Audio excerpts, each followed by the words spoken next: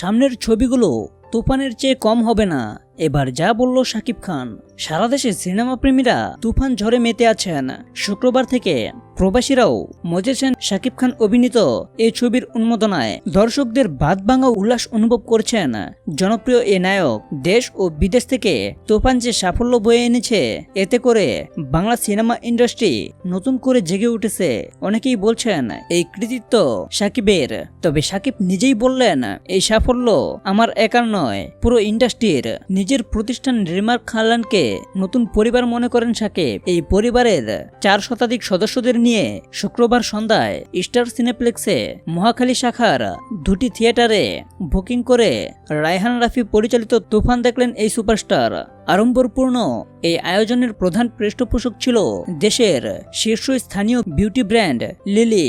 Show প্রসঙ্গে শাকিব বলেন, remark Harland পরিবারের সদস্যদের নিয়ে লিলির সৌজন্যে সবাই তুফান দেখে উচ্ছ্বসিত। আর ঈদের আগে আবদার করে বলেছিল তুফান দেখতে চাই। অবশেষে সিনেমা দেখে তারা গর্বিত হয়েছে।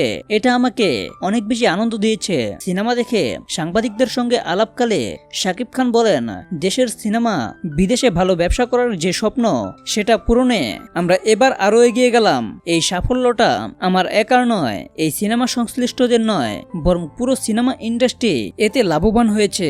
তাই বাংলার সকল মানুষ ওই সফলতার দাবিদার। শাকিব খান আরো বলেন, প্রচন্ড গরমের মধ্যে 46 ডিগ্রি তাপমাত্রায় আমরা হাসি মুখে শুটিং করেছিলাম। সেটার ফলাফল এখন পাওয়া যাচ্ছে।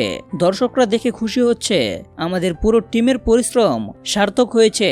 তিনি বলেন, সবচেয়ে বড় সার্থকতা যেটা অনুভব করেছি, বাংলাদেশের বাইরে দুবাই, আমেরিকা, অস্ট্রেলিয়াতেও তুফান নিয়ে অনেক আগ্রহ দেখা যাচ্ছে। এমনকি আগাম টিকিট সোল্ড আউট হচ্ছে। এই সাফল্য আমাকে যেমন অনুপ্রাণিত করেছে, তেমনি আরো ভালো সিনেমা করার দায়িত্ববোধ বাড়িয়েছে।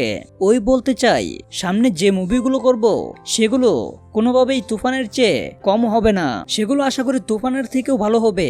দিন দিন বাংলা ইন্ডাস্ট্রি উন্নত হবে।